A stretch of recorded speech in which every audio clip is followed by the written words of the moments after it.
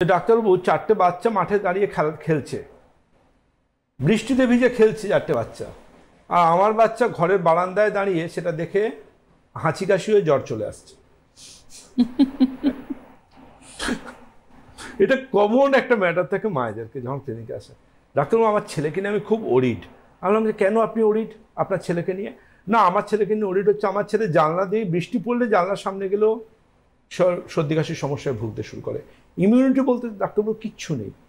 আপনি ইমিউনিটি বলতে কিচ্ছু নেই, তার কারণ কি? আপনি তার গাট হেলথের জন্য কি করেছেন ছোট থেকে?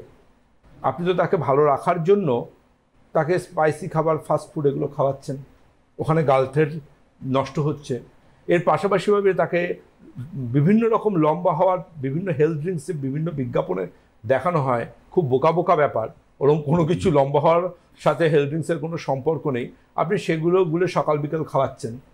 তো আলটিমেটলি যে এতে তো আটার গুঁড়ো আছে, গ্লুটেন ইনটলারেন্স থাকলে ওই হেলথ ড্রিঙ্কসের জন্য যা দেখবেন হেলথ ড্রিঙ্কস খান না, সে বাচ্চাগুলো অন্য খাবার খেতে পারে না, এবং তারা যেদিন থেকে হেলথ ড্রিঙ্কস খাওয়া শুরু করবে সেদিন থেকে বেশিরভাগ দেখবেন আনহেলদি হতে শুরু করেন। কোনো খাবারের দিকে তাদের আগ্রহ থাকে না, বাবা মা তাকে খাবার জন্য তার পেছনে রীতিমতন দৌড়ে বেড়ান, সে খাবার মুখে দেবে। কারণ ওই গ্লুটেন ইনটলারেন্স থাকলে বেশিরভাগ হেলথ ড্রিঙ্কস কি তার 90%-এর কাছাকাছি খালি আটা, তার সাথে চকলেটের গুঁড়ো, তার সাথে কিছু গুঁড়ো ভিটামিন, একটু দুধের গুঁড়ো, বাড়িতেও যে কেউ বানিয়ে নিতে পারে।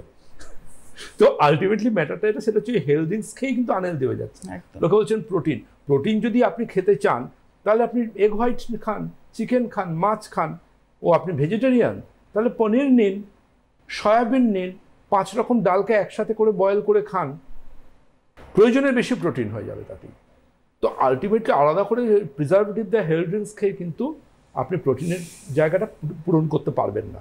এবং আলটিমেটলি কিন্তু আপনাকে আপনার ডাক্তারবাবুর পরামর্শ নিতে হবে, বিশেষ করে আপনার হেলথের ব্যাপারে।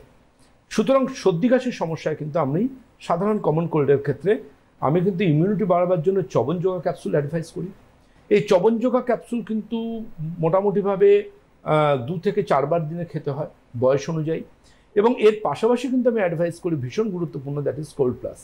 কোল্ড প্লাস এমন একটা মেডিসিন যেটা কফকে বার করে দেওয়ার ক্ষমতা রাখে, এবং এর পাশে ঘুম থেকে উঠে ধরুন গলা ব্যথা করছে তাদেরও ভালো কাজ করে। লাবণ্য বলে আমাদের যে মেডিসিন আছে সেটা কিন্তু আবার ডাস্ট অ্যালার্জিতেও ভীষণ ফলপ্রদ। যাদের একটু দিয়ে হাঁচি কাশি হয় তারা কিন্তু খুব ভালো রেজাল্ট সেটাতে পান। ওভারঅল সব কিছুই ভৈষজ্য রত্নাবলী রয়েছে পরম্পরার সংগ্রহশালায়।